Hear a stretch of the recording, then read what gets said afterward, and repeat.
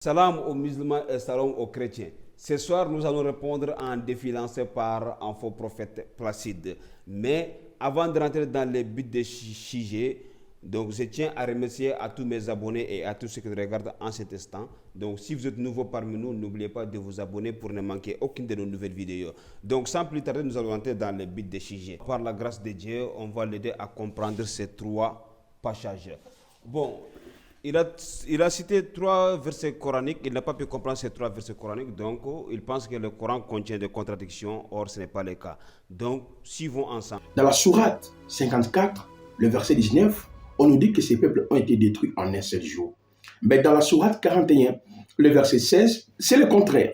Là, on nous dit, nous déchaînâmes contre et un vent violent et glaçant en 2 jours néfastes, afin que de leur faire goûter le châtiment, l'ignominie dans la vie présente. Le châtiment de l'au-delà, cependant, est plus ignominie encore, ils ne seront pas secourir. Voyez déjà la contradiction qui règne dans ce livre, la sourate 54, le verset 18 à 19, qui parle d'un seul jour que les peuples des Had ont été détruits, et la sourate 41, le verset 15 à 16, qui nous parle en 2 jours, ces peuples furent détruits, et cependant, dans la sourate 69, le verset 6 à 7, nous parle que ces peuples ont été détruits en 7 nuits et en 8 jours, plein de contradictions. Or,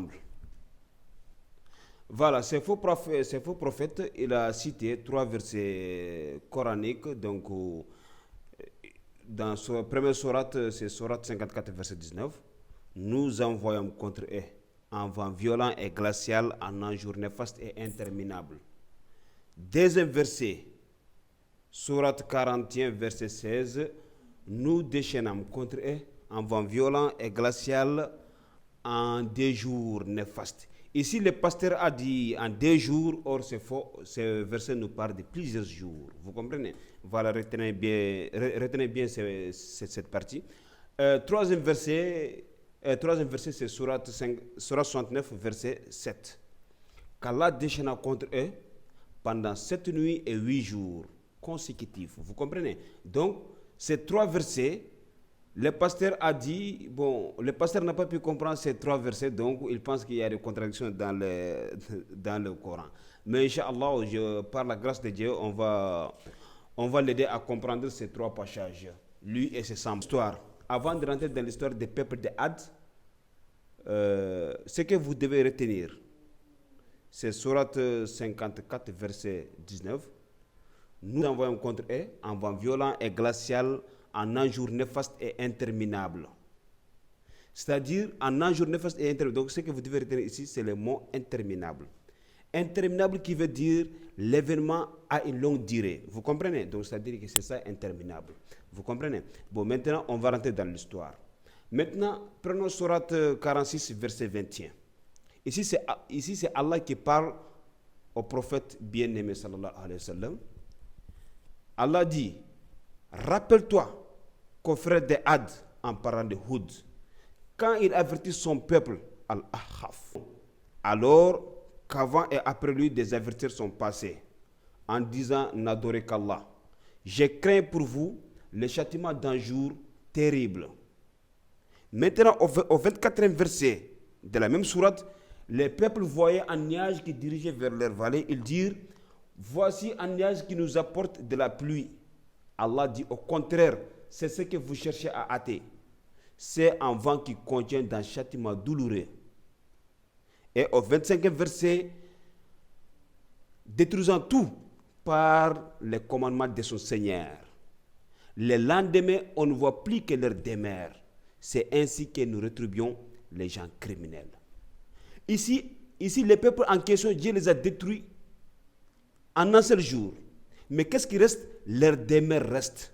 Donc l'événement continue. C'est pourquoi Allah dit en un jour néfaste et interminable. Donc ça dit que l'événement continue. Maintenant, c'est pourquoi dans sourate 41, verset 16, Allah a envoyé un vent violent et glacial en 2 jours, en plusieurs jours. Vous comprenez? Parce que l'événement continue. Maintenant, comme Allah a dit en plusieurs jours, dans sourate 41, verset 16, donc Allah a précisé le nombre de jours et de nuits Dans Sourate 69, verset 7, Allah dit pendant 7 nuits et 8 jours. Maintenant, pourquoi l'événement continue pendant 7 jours et 8 jours? Pendant 7 nuits et 8 jours, pourquoi l'événement continue? Parce que Allah doit réduire tous leurs demeures. Parce que Allah dit, le lendemain, on ne va plus que leurs demeures. Donc, Allah doit réduire tous leurs demeures en poussière. Maintenant, pour comprendre, on va prendre Sourate 51, verset 41 à 42. Allah dit pour le peuple de Had, quand nous envoyons contre eux un vent dévastateur, n'épargne rien sur son passage sans le réduire en poussière. Donc, c'est-à-dire que les peuples de Had en question, Dieu les a détruits en un seul jour. Mais leur demeure reste. Comme leur demeure reste maintenant, donc l'événement doit continuer pour réduire leur demeure en poussière, pour s'en débarrasser de leurs traces. C'est pourquoi les pasteurs, les chrétiens, ils lisent le Coran, mais ils ne comprennent pas le Coran. Ils regardent les Écritures, mais ils ne comprennent pas. Vous comprenez? Parce que c'est un peu comme ça. Sinon, le pasteur a parlé de Sourate 69. Il n'a pas eu le courage de lire les 8e versets. Parce que 8e verset, Allah a dit, envoie-t-il les moindres des vestiges. Allah dit au prophète, envoie-t-il les moindres des vestiges? Qu'est-ce que cela veut dire? Ô prophète, est-ce que tu vois leurs empreintes maintenant? Est-ce que tu vois leurs empreintes? Or, dans Sourate 46, verset 25, Allah dit, le lendemain, on ne voit plus que leurs demeures. Mais ici, Allah a dit, envoie-t-il leurs demeures? Donc, qu'est-ce que cela veut dire? Cela veut dire que l'événement continue pour réduire les demeures en poussière.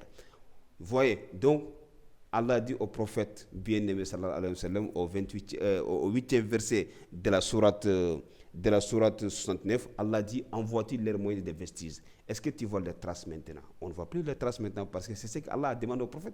Parce que Allah est omniprésent. Si on dit Allah est omniprésent, ça ne se limite pas seulement au présent même. Non, Allah est omniprésent parce que Allah il est présent dans le passé, il est présent dans le futur et il est présent dans le présent et il est partout en même temps. Vous comprenez? Donc c'est ça l'omniprésence d'Allah. C'est pourquoi Allah dit envoie-t-il leurs moyens de vestiges? Parce qu'Allah est omniprésent. Il est présent dans le futur comme il est présent dans le passé. Vous comprenez? Donc c'est un peu comme ces pasteurs et ces faux prophètes, malheureusement, ils ne comprennent pas les Écritures. Mais regarde, maintenant, pasteur, toi et tes semblables, je vais vous montrer une contradiction flagrante dans la Bible qui permet même à un aveugle de le voir et en sourd de l'entendre. Maintenant, prenons Matthieu 10, verset 2 à 4. Les 12 apôtres de Jésus sont cités là-bas. Paul n'est pas dedans. Mais dans titre 1.1, il dit Paul, serviteur de Dieu et apôtre de Jésus. Donc, quelle contradiction dans la Bible. Vous comprenez? Donc, si on vous dit qu'il y a maintes de contradictions dans la Bible et que la Bible a été falsifiée par plusieurs auteurs, mais c'est ce que vous faites mal, mais en réalité, le Coran n'a aucune contradiction ni moindre d'erreur. Vous comprenez un peu? Merci à tous et à toutes. Et si vous êtes nouveau, n'oubliez pas de vous abonner pour ne manquer aucune de nos nouvelles vidéos. Donc, Inch'Allah, il y a d'autres vidéos à faire. Merci à tous et à toutes.